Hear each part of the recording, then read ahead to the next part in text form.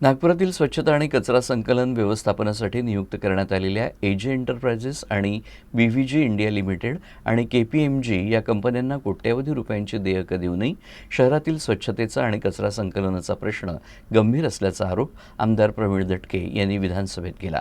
अपयशी ठरलेल्या कंपन्यांची कंत्राटं रद्द करून त्यांच्यावर दंडात्मक कारवाई करावी, संकलन करण्यासाठी आणि व्यवस्थापनासाठी नवीन कार्यक्षम कंपन्यांची निवड करून पारदर्शक पद्धतीनं कंत्राटं देण्यात यावी, संबंधित मनपा अधिकाऱ्यांची जबाबदारी निश्चित करून दोषींवर कठोर कारवाई करावी अशा मागण्या देखील त्यांनी यावेळी केल्या। नागपूर शहरातील स्वच्छता व्यवस्थापनासाठी नियुक्त करण्यात आलेल्या एजी एंटरप्राइजेस व बीव्हीजी इंडिया लिमिटेड या दोन कंपन्यांच्या कार्यपद्धतीवर गंभीर अनियमितता आणि मनमानी प्रकरणे समोर येत आहेत।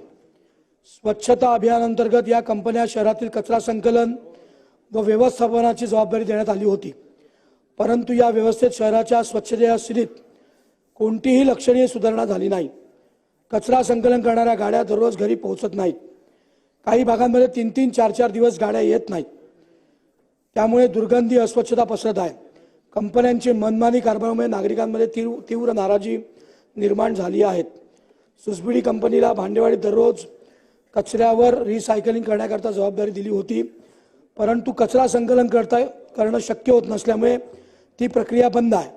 त्यामुळे पर्यावरणाचं नुकसान होत आहे। त्यामुळे तात्काळ या दोन्ही कंपन्यांचे कंत्राटे रद्द करून महानगरपालिकेच्या 10 झोनच्या 10 कंपन्यांना काम देऊन नीट व्यवस्थापन आणि कचऱ्याचं नीट पर्यावरणाचा त्रास होणार नाही याची काळजी महानगरपालिकेने करावी, अशी आपल्या माध्यमातून माननीय मुख्यमंत्र्यांनी तात्काळ आदेश द्यावे अशी मी आपल्या माध्यमातून विनंती करतो।